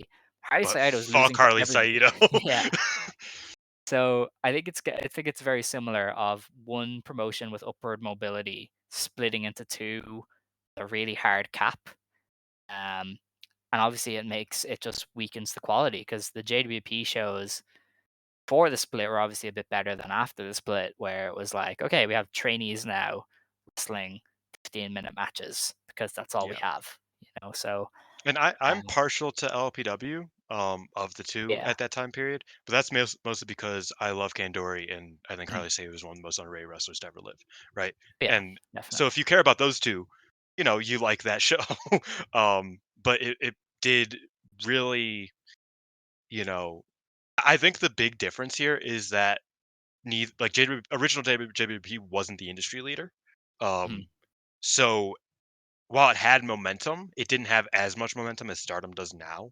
Or I should say pre Rossy, leaving, and now it's kind of like, Yeah, people are a bit 2023, skeptical. like early Yeah, like 2023. 2022, 2023 had more, upward trajectory, more momentum than original JWP did in, 89, 90. going into the split in, was it 91 or 92? I forget. I guess split in 91 and didn't run till 92. Or Yeah, something like that. they split in 91 and ran very late 91 into 92. See, yeah, that would make sense. So, it's not like Stardom has like I think Stardom has more upward trajectory than original JDP did at the time, and now it's going to be cut off with this Rossy thing. And we will see how that affects the industry later. That's why everybody wants to compare it to the AJW Exodus. Issue is that like It was a whole as different kettle of fish. yeah, and AJW was so in debt, like they had no money. Bushiroad yeah, and Rossy, they have money, you know. I'm still Uh, here, right? Because yeah, you my are. Yeah. computer's like in the middle of crashing, it appears. Oh, that's strange. You are here, so you seem Okay. fine. Okay, it was just my web browser. So my All web right. browser is now dead. All right. Um Fair. anyway, yeah, so I do think that there's like that comparison that you want to make, but like as much as we like to make fun of Bushiroad and as much as Bushiroad does seem like not the greatest company, um they aren't dumb. And AJW started getting pretty dumb and pretty ballsy with how they were treating their wrestlers. Yeah, I mean, I remember reading that like 'cause they didn't get into debt over wrestling. Like the wrestling still made money. They got into debt because their housing investments crashed. They then used money from AJW to pay off those debts. I think they just didn't pay wrestlers then. So the Yep. wrestlers who are working 300 days a year couldn't afford to like pay for their stuff because they weren't getting paid.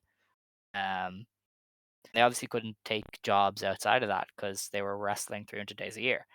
So AJW kind of got crazy. But yeah, the JWP LLPW thing, it did eventually give some people more opportunities, but it definitely cut both promotions at the knees a little bit to where they had less bargaining power with partners. They had less stars to build around, and they eventually obviously faded away kind of once Kandori and Kanzai got physically less capable. So I don't expect that to happen here because it's bigger, more talented roster, I would say, splitting into two. And obviously, there's a lot more freelancers available and Yeah. companies to work with. But I definitely do see it as like one big promotion separating into two like medium promotions rather than anything else. And I say big in like not in a huge, not in a New Japan big, but you know what I mean. Yeah. No, I agree. Yeah, you brought that up, and I agreed with you when this first happened. That's like this looks like it'll be more of a JWP LPW thing than a AJW Exodus thing. Um, but yeah, it's that's some of the historical context of JWP LPW. Um, Mm. fascinating time in wrestling, by the way. Yes, Just definitely. The next question then was thoughts on Bushiroad looking to bring in more idols or celebrities like Fuwa-chan to compete with Cyberfight. Yeah, Cyberfight's got that bag. I mean, they got 1600 a Cork in there for the male idol that they mhm, debuted. And I think it'd be silly not to try it if I'm Bushiroad. I mean, idols is what's worked. Like celebrities, attractive people. That is what has worked in wrestling. Antonio Inoki was a god because of his chin, his jawline. Let me just tell you that much. Um, Obviously, the biggest stars in Joshi history were singers. So Bushiroad yep. has a singing division. If I was them, I would be trying to cross promote as much as I can. I would be trying to have successful music stars who can also wrestle. Like if I Which was and that's Bushiroad, that's what I would do. what's kind of interesting. They did more musical stuff under Rossy's control than they have since they've been purchased. Because like just the other day, I was watching Thunder Rock versus Mako and Kyrie, and Thunder Rock was like doing a promote performance for their show or Mm. before the match. I was like, oh yeah, I forgot they used to do the singing thing, right? How the hell have they not forced Utami to sing? She probably can't. Yeah, But but I mean, that's probably half of why AJW couldn't. Tam gets such a push because Tam has the melt tier stuff. I would be surprised if they don't go full on with like a melt tier Yeah, thing to cross promote them. If I was but Bushiroad, just I would be looking at that music division. be going, hey, listen, if you want a bit of extra cash, train with Stardom, and we will promote your singles to wrestling fans and try and make as much money as we can. That's what I would Yeah. do. No, I agree. It does mixing the water does create some issues, as we've seen with Hikari Noah in TGPW. Um, that becomes a bit messy in that it's like if you get fined or suspended from your idol company, then you can't do like if you get suspended for something on the idol side of things, you'll get suspended from something on the wrestling side of things because they're so intertwined. So I can get where that becomes an issue of like not wanting to have to deal with all of this. But like you said, Bushiroad owns a music like they own an idol company. Like it's just it feels like it would be a no brainer, quite frankly. Yeah, definitely. The next question was, do you think Rossy will play the freelancer game again with his no promotion? And who do you think could become a pillar for his new project? I'm going to assume that means a freelancer as a pillar. Um, so yes, as we kind of said earlier, freelancers will be a big part of this because there's just so many of them right now. You would be silly not to make use of that talent, Mm. especially running 8 shows a month. As far as freelancers who could become pillars of it, I'm thinking Unagi or Veni. Um, Yeah, those are the Unagi is obvious somebody ones. like Unagi is somebody Rossi saw the potential in very quickly. You can go back to listen to the shows we did. Like he was fully behind her. Obviously the record breaking artist run. He was getting title matches left, right, and Every center. month. He was She doing got she that had a to title give her match every reps. month for like 15, 16 months Yeah, there. and he was doing that to give her reps, so she would get to grips with the in-ring stuff because he knew the rest of it was there. And obviously now she's been gone for a little bit, and she's kind of brought the rest of her game up. She could definitely be pushed in the way he wants to. Veni is one that if he gets Hamada, Veni is definitely joining because Hamada trained Veni, as people know. Mm. And also the heat between Kyoko Kimura and kind of Hana's friends and family is more with Bushiroad than Rossy. So I think getting to work with Rossy would be kind of nice for Veni and even for Kyoko if she was offered some sort of role. Yeah, I think the Hana heat was with Bushiroad because it was them that Kyoko asked for help, and it was them that said no. Yeah. So I would imagine there's the door open there for Rossi to work with them. So I could see Veni being one. Yeah. I think Unagi is, and this like again we discussed this the other day. I think Unagi is one of the only freelancers that I don't think would take a bag from Rossi, just because she's making such a crazy bag herself. um, I don't know if she would go full time. I don't think she's going to sign a contract. But I would agree if she does sign a contract, she's probably a big dog in that game. Um, I could see him operating under the assumption that Nanai has a big role in this company. I could see him definitely grabbing you, and like Mm, having her a regular in the company and have her be a big deal because he did love Seven Up, like very clearly. That was not a that was not a Bushiroad yeah. thing.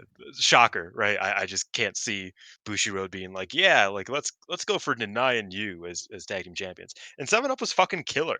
Like I think people forget how great of work you was doing in that tag league and in that Triangle Derby, and even in the title run until the fucking Kyoko's match, right? Mhm. Um, so I can see you being a pretty big deal there. Again, it kind of depends on like how she's feeling because she is another one of those people who's kind of like a proud freelancer who represents Eve because she loves doing traveling stuff. She left TGPW because she didn't Yeah. want to be bogged down. So that's kind of an issue of like would she sign a contract? She also does Skaban, which is like still kind of a question mark when it comes to signing people. Mhm. Um, but yeah, I would say outside of Unagi and Veni, which I agree with, I would say you is a big one. Um, and I don't know who's like Rossy coded. That's like a freelancer. One person that I expect maybe not to be a pillar, but to see is Sari. Oh, definitely. Oh, She fuck she yeah. wants that Julia match, and I'd imagine Julia is smart enough to say, "Hey, I'll do your match, but you got to do a Rossy show. You got to work with us Yeah. a little bit." So I could see Oh, her I being could on one of the 100% early see shows. Sairi doing like being a big, like a a big draw for Rossi Yeah. shows. Like If he a was, oh if shit, this is actually happening. he's copying his old stuff, she could be his Nanai or Miko, where when things Yeah, went to shit, he went, "Please help," and put the red belt, put the world title on them, and yeah. like I built could. things around them. I think the Mako shout is very much what I think he could do with Sairi, like Mhm. specifically. Um, yeah. So yeah. So again, Sairi isn't signing. I wouldn't think, but No. she could be a big dog for him. Mhm. So Um, yeah. Next question. What's your favorite submission move from the Stardom roster? Uh, the I don't know. Is my Sakurai's new one is kind of good, isn't it? Or am I thinking of Saya's? May Sarah's is no, you don't like Saya's. Yeah, I don't like May Saya's. Sarah's has a good one. I think the best answer is Mayu when she decides to just pull at limbs, because Oh that's man, just yeah. I very mean fun. the the Chibi killer. Yeah, That that's one. Mayu does, the dragon sleeper, the two-step dragon sleeper, if you will. Um, there is one that like I feel like so many of the great submission wrestlers are gone from Stardom. Yeah, well, I Um, mean, Suri is still there. She probably yes, could feature Shuri too. has like 17 though, so it's like take your pick. Um, Rana does an armbar, but that's all. Suzu does one. Maybe Suzu is who you're thinking of. oh shit, yeah, Suzu's is great. I Yeah, love that one. Um, fuck, I just had the name, but it crashed because my computer's dumb. yeah, because Hold on. she just did it to beat Rana, And and I I think I know specifically you're. was like, "Oh shit, that was sick." Yeah, I know the one you're talking about. I don't know the name either, but I know exactly what you Uh, mean. I have So, it. I have it real quick. okay, okay. Right here. Um, Yokobari Lock. Oh yeah, yeah, that's a good one. Great move. All right. That's Do probably you? my favorite. Yeah. Do you think Hina will get a future title run, or will she get lost in the shuffle and not get a chance, especially with the new rookies coming and Miyu Amasaki looking likely to be champion soon? I think this depends on what Sunny means by top NXT star. If they lose a Yuzuki or a Rana, I think that opens the door a lot Or a more for a Miyu. Hina. Yeah, I think that opens the door a lot more for Hina. Um, Especially if they have a slowdown in trainees. But as of now, I can't see her being of the quality to get the future belt. Just seems a bit above her. If she's winning, if she's winning the belt, she's gonna win from Rina Yeah. coming up. Mhm. If she doesn't beat Rina, I don't think she gets it. No, that's I would fair. like her to get it from Rina, and I think that like I know people hate it when titles are used as like uh participation trophies, but I do think that running a Rina versus Hina match and having Hina win it uh, is something they would do because they like to keep them as even as possible, even though Rina has surpassed her just because of like her work, like just how frequently she's wrestling in bigger moments. But I think that Hina getting a title run, even if it's only a couple um a couple matches, I could see it like improving her and kind of like giving her a shot to actually do things. So I would like Hina to win it, even if just for a couple months before she drops it to. I mean, Miyu's getting it soon enough. Like Miyu could beat Hina since they're stablemates. They kind of have that story.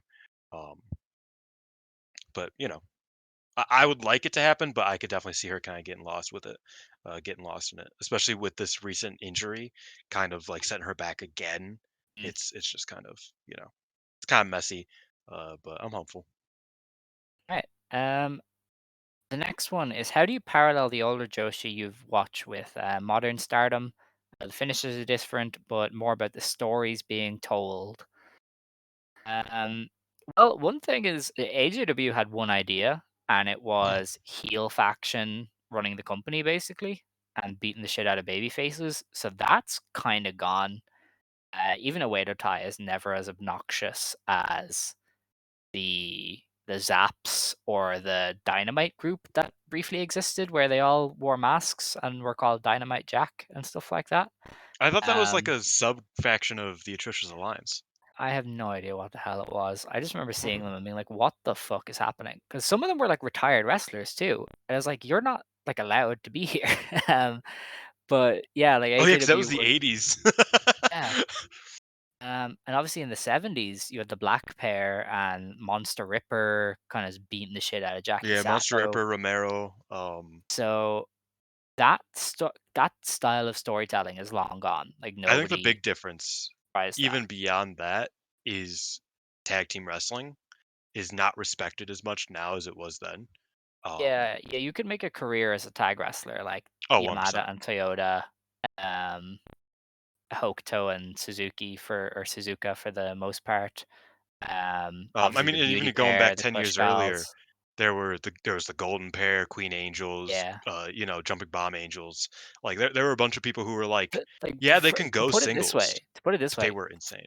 briefly, the tag belts in AJW were more important than the world title. Oh Like yeah, that was just how 100%. it was. Like, I also you think know, that also created it so that like the wrestlers cared more in tag yeah. title matches. Because a lot of the times, like I've been this question is from Kane. It's I've talked to him about some retro Joshi stuff. Mm, Like he's asked me about it, and a lot of times like the singles matches are good, but then like the tag team equivalent is so much better.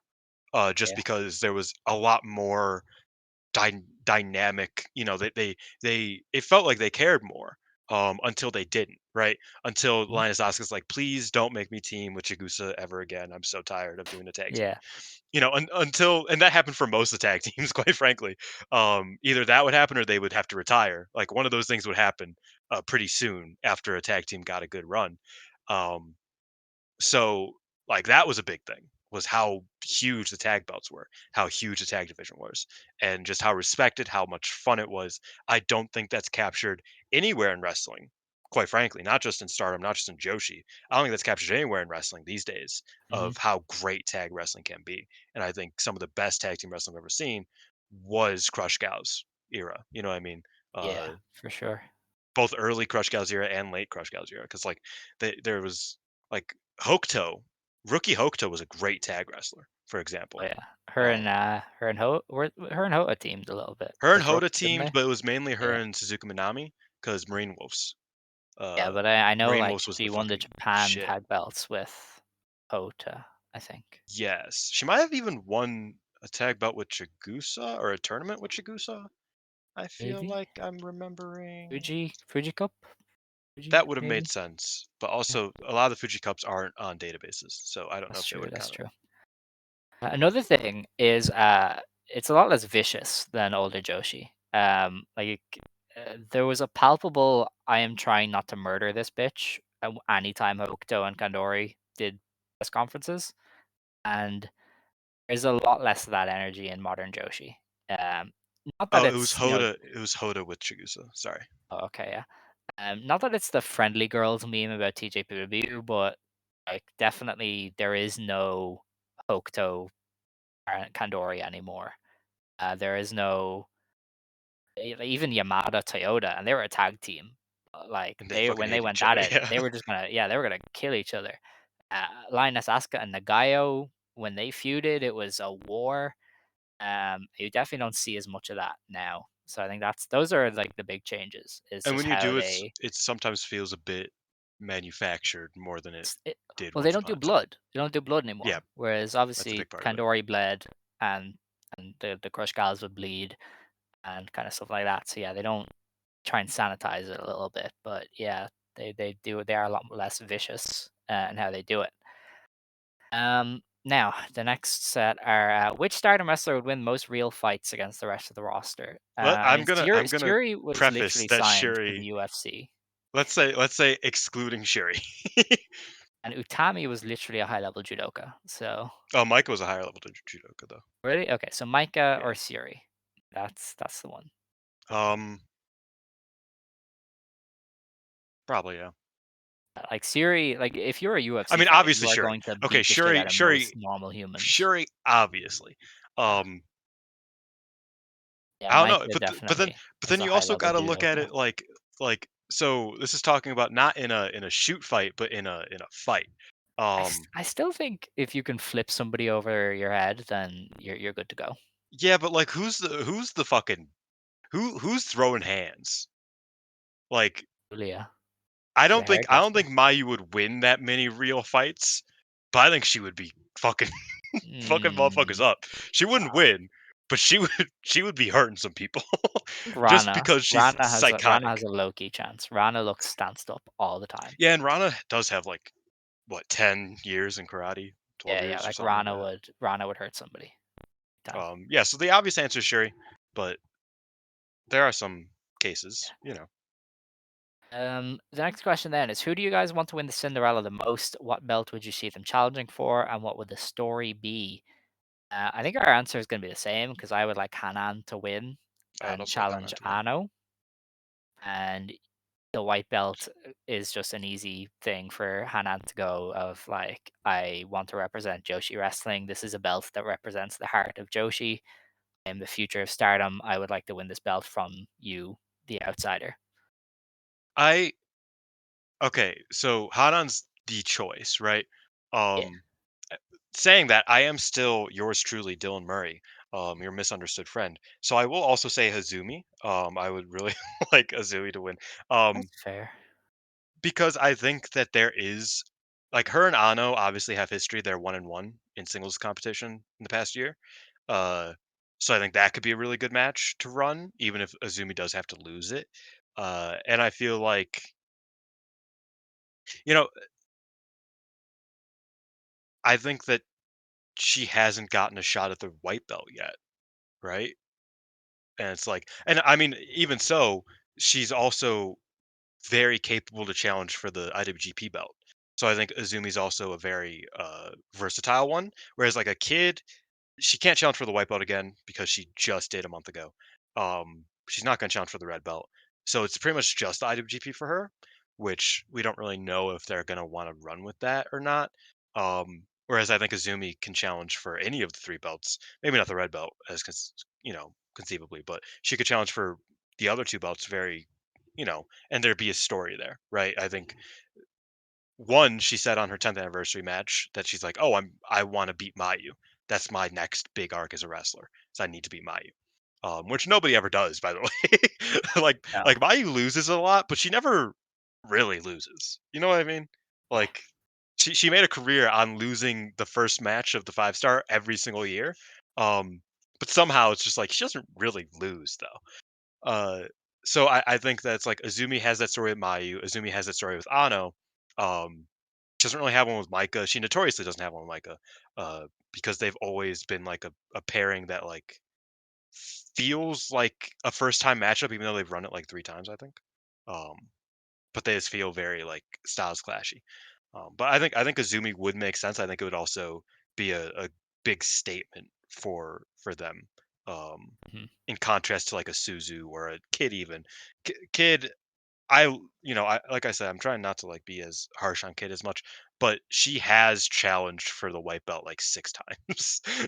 I think kind of going with somebody that hasn't done that yet, that hasn't challenged for a major belt in like a big singles opportunity.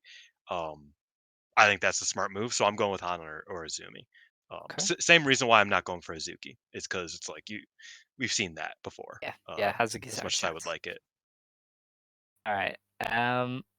The next question then is I don't think we can answer this. Favorite Ray matches. Um, Hmm. I'm going to be exposed here and say that I don't recall watching much of Ray slash Lynn Byron. You Um, know, she like I only I have died a a similar few answer. months before I got into Joshi, so it's very much not somebody that I caught at all. Um, She was I've also just the years that she wrestled are like my biggest blank spot yeah, personally. same. It's like I've watched stuff before and stuff after, but not that Yeah, specific. And that and those specific funnily companies as enough, well. Like she worked very specific companies that funnily I wouldn't enough, have past searched the up. day I was born until 2018, didn't see much of Joshi. Yeah. So she started wrestling in 2003 when I Mm. was born. So like that is kind of like a dead zone for me. But one match that I have seen that I don't know if I could recommend because it was some people won't like it, but it was her versus Kyoko Kimura in a Battle Arts Queen Bee match. Um, Ooh, because Battle Arts started running like these all women's shows in the late 2000s. And obviously Battle Arts is very, shoot style wrestling. Uh, I do remember that match, me enjoying it, but I don't know if I would say it's like a great match. I just remember enjoying that show. I watched this a few years mhm. ago, so it's been a while. But that's the one match I remember vividly of watching from Ray. Was her versus All Kyoko right, Kimura. let's chill. Um, the next one is from Scott, our lovely friend Scott. Alex, what would you do without Dylan? I don't know. How would I bully Azumi without I, I Dylan? I like Like, I that think question. that's I yeah. don't like your answer, but I like that question. Because see, I have no beef with Azumi, but then she's your favorite, so I do have beef with It's you. very similar to me with Mina. We're both very similar with that because it's like I like Mina. I think Mina's like pretty good. I think she has like pitfalls, but I think she's great. Mhm. But it's like she's your favorite, so So that's kind of how it goes. gotta Our kind of laugh at that stuff. last question is gonna take a long discussion, so I'm gonna turn on the heat. I'm gonna come Okay. back, and we can sit back and really dive into it. Yeah, I'm gonna have to look at formations. All right. So our final question is, how would your Stardom FC starting 11 look? So you are less attuned with the football, so I think you're still trying to formulate it. I Yeah. can take the lead. I used to like if you asked me this question. Well, actually, I didn't start watching Stardom until after I kind of stopped being super into you know international football. So it's hard, but yeah, I can figure something out. I can All cook. right. Okay. Well, I guess I can start. Mm. Just move my microphone a bit. All right, that's a bit better. Um, so I am a disciple of the 4-3-3. I've seen this Mm. formation used to such great success by Jose Mourinho, such a legendary I coach. do I do love Jose Mourinho. He's such a funny bastard. Yeah. I have sadly also seen it used to much success by Jurgen Klopp, who is the single most annoying man in all of football.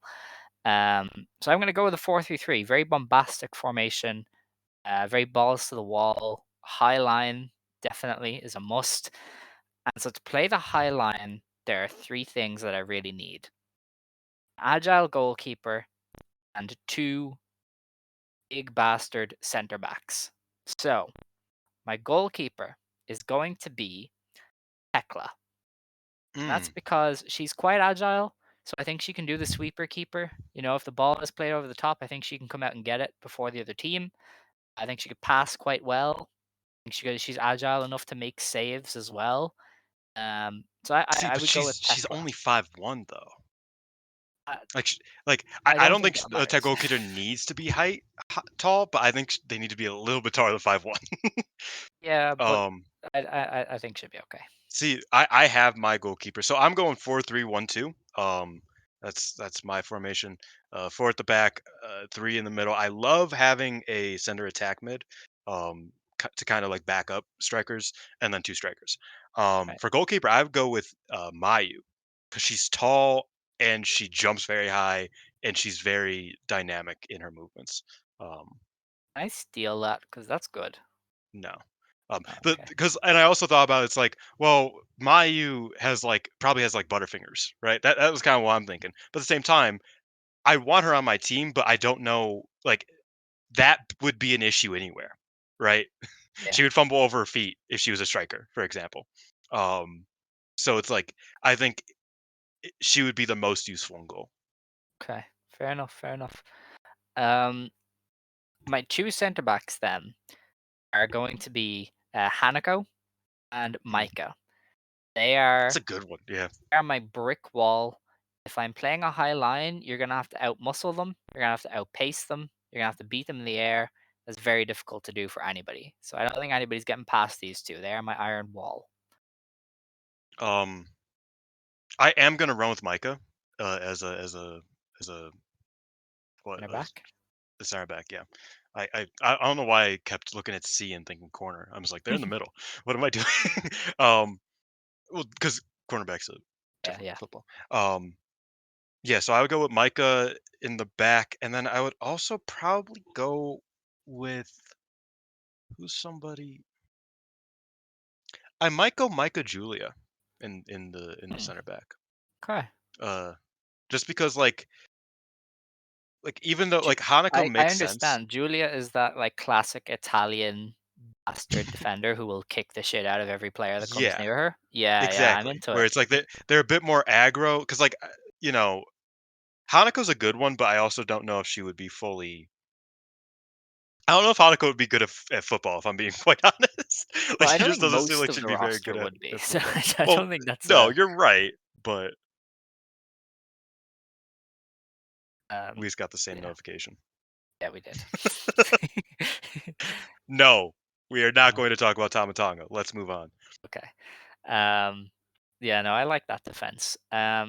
My midfield is an interesting one because it's a Oh, I midfield need I need three. I need two at the what's it called? We need the Where? left back and right back. Yeah, well, I'm gonna do those later. Okay. Um, my midfield trio. I'm gonna have a more defensive sitting midfielder, and it's gonna be Siri. I think she's very Hmm. smart. I think she could cut out the plays. I'm gonna have Mirai as my like all action box to box midfielder. She's fast and she's strong. I don't think there's many people who are gonna get the ball off her in the middle of the park. And she probably will win some tackles there. Um, other midfielder to pair with Mirai. Hmm, I This don't is think of who definitely else is terrible like. audio for people who know nothing about Yeah, I mean soccer. they. This is our last question, so you can all like click off if you want. Yeah. Um, this is for the Discord. This is for the Discord peeps. The other midfielder, trying to think if he's tall and strong. No. Hmm. Well, okay, maybe not tall. I have tall. Maybe Saida. Saida is another like fast, strong midfielder there who can like win tackles and hold the ball. So I think her and Mariah would be like nobody would want to face them. And then Siri is cleaning up behind them. I think that's a good one. I'm writing these down for myself real quick, Okay. uh, just because I need to make sure I have who I have. You know what I mean? And then I have a CAM, and I have two strikers. Okay.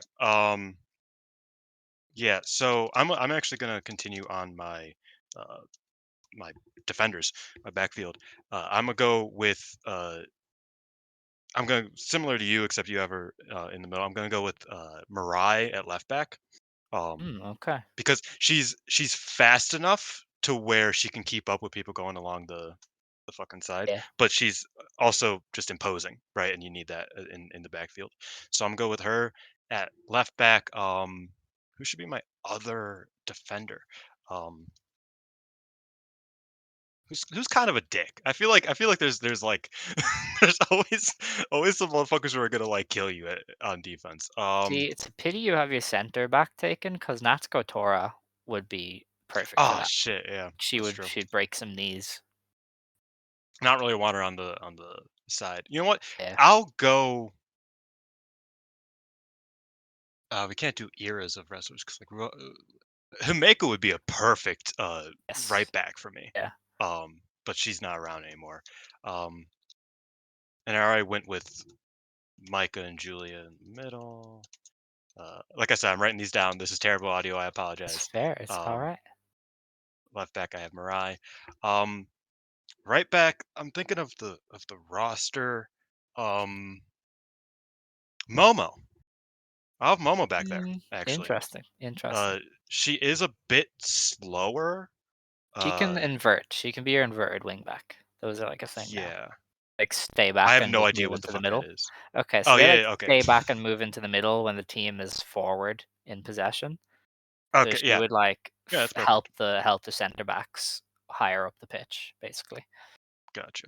That All that's right. yeah. I think Momo's there, and then um, I'll go with my three center mids, my ones that are further back from the CAM, obviously.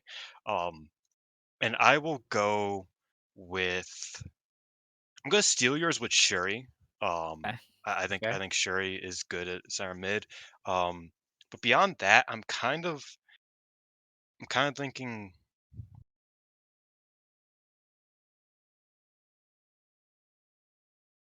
because I want the faster ones up front.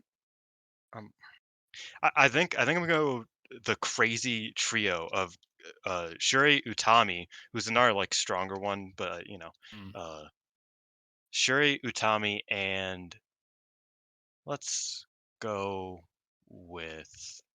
I'm not gonna go Saya. I'm not gonna go. Um, I don't want to steal all of yours, but I feel like Ida's a good center mid too. that's fair. You can take him. You I can think I take am him. gonna go Saya Ida as center All mid right. too. So yeah, Shuri, Utami, and Ida are at my center mid. And my cornerbacks are Mirai and Momo at left and right. All right. My striker then Hmm. is the big-bodied Lady C. That's crazy. She's gonna win crosses. She can do a big boot. She can kick it. I think her movement would be fairly good as well. I think she'd be smart. She's a teacher. She's got a brain on her. So yeah, I think she'd be a good striker. My two wingers, I'm gonna go with Starlight Kid. Hmm. She's fast, but she's also kind of unpredictable. So I think she'd keep the defense guessing. And on the other side, I'm gonna have Saya Kamatani for a similar reason. She's very spectacular. She try and like dazzle and pull out the flashy tricks. But she's quick enough that I think she can cause nightmares for any defender. Hmm. At attacking mid, I'm gonna go Hazuki. Um, I'm not she's feeling that one. I'm not feeling really that. I feel like your attacking midfielder needs to be like a smart player who pulls everything together. she is well. I don't know. Maybe Azumi's better there and Hazuki's better at striker. Yeah, like I don't know. Your number 10 should be like the brain of the team, you know? You know what? Actually, you know what? You're right. I think I'm gonna go Azumi at center attacking mid, and then Hazuki will be one of the strikers, and Okay. the other striker, I'll run with Suzu.